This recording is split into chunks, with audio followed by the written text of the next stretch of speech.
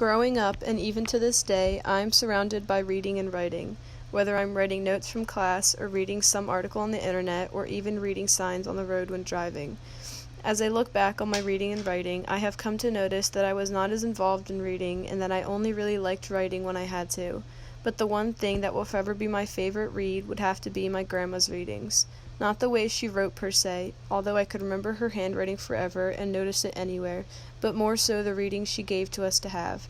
They are something my family and I have had the chance to be part of for about 10 years now, and it makes reading so much easier knowing my grandma is the one who picked it out for me.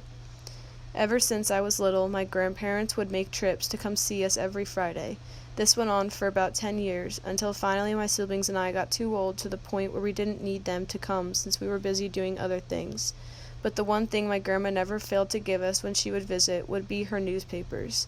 Ever since I can remember, my grandma would give us newspapers with an article that she thought we should read.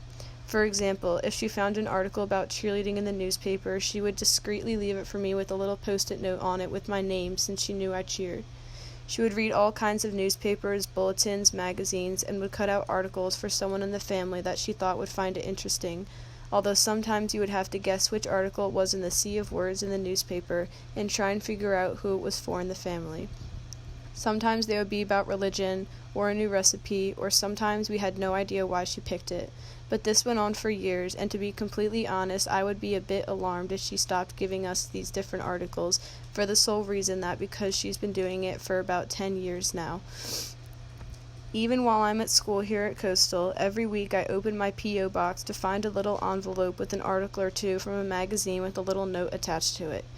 Reading these magazines is so important to me, and even though some do not seem interesting sometimes, knowing that my grandma thought of me when reading it and wanting to give them to me just warms my heart.